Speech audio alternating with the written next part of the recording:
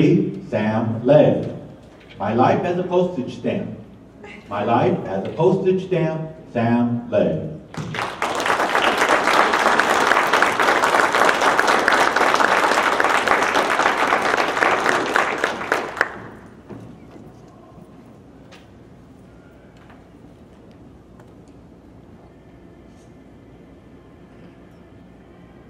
Imagine your government taking your home away and forcing you to live in a jungle.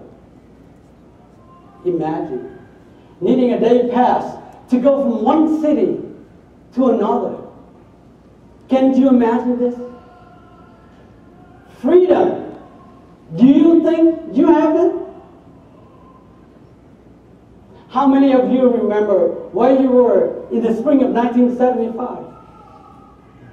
You're looking at me and said, Sam, I wasn't even born yet. But I do, and I will never forget.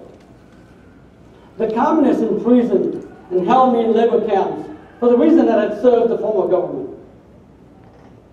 Did I try to escape? Not once, not twice, but 3 times. And I'm told that in America, third time is the charm.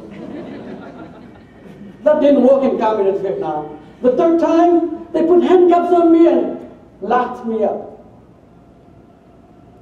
Have you, by a show of hands, felt so hopeless that you want to give up everything? I've been there too.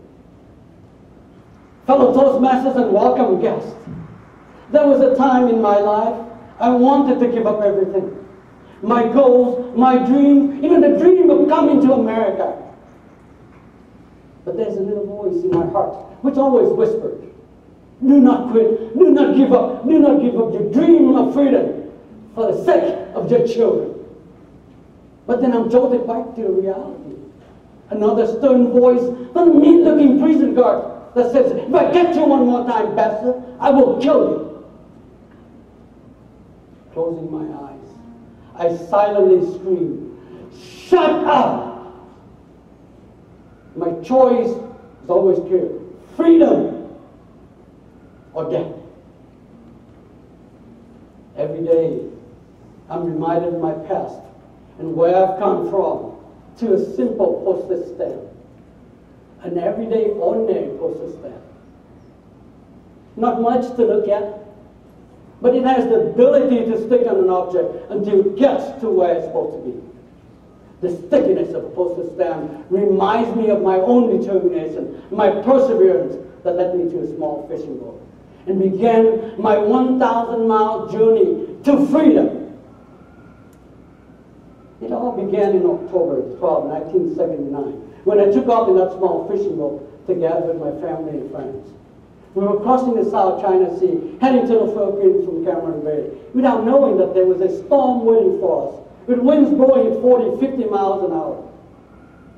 We traveled, we battled in the storm for 2 long days and nights. Only then we discovered the boat had only 5 gallons of fuel left. And where we were, we had no clue.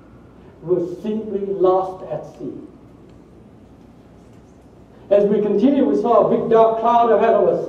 It appeared to be another storm, but instead, it turned out we were approaching an island. We screamed with joy, knowing that we were safe. By the time we got to the island, we realized that the boat did not have an anchor, nor did it have a rope. Now, if our journey was filmed for a television show, it would definitely not be titled The Love Boat. While we were trying to figure out how to hold this boat down, I spotted on my left a tiny dot moving our way, and it got bigger and bigger. It turned out to be a small canoe-shaped boat with 1 person and a bamboo rigger on each side. When it was about 100 yards from us, I jumped into the water and swam toward it. I hear what you're saying. What a crazy Vietnamese Sam I am. But I needed help. As soon as I got on the boat, with the help of the fisherman, the Filipino, I quickly explained my situation. I said, sir, we are Vietnamese. We're looking for the U.S. military base. Could you help? In reply, he said, Tell your boat captain to follow me, but hurry, another storm is coming. I conveyed the message and decided to stay with him. As soon as our boats traveled away from the island, the center of typhoon hit us with violent wind and heavy rain. We were immediately separated by blankets and walls of water. I could no longer see my boat. I begged the man. I said, sir, please turn around so I can find my boat. He said, no more gasoline. And on he took me to his village. I lost my boat. I lost my family to the typhoon. I was devastated. For 3 days, I lived in agony, reliving memory upon memories and prayers for their safety. Miraculously, a Philippine sailor and I found him at an island far away from where we had been separated. You cannot imagine the joy of that reunion. On July 17, 1980, after 8 months in a refugee camp in the Philippines, my family and I arrived at our destinations. My journey of 1,000 miles led me to my American dream. My dream for freedom had at last come true. Did you forget to clap?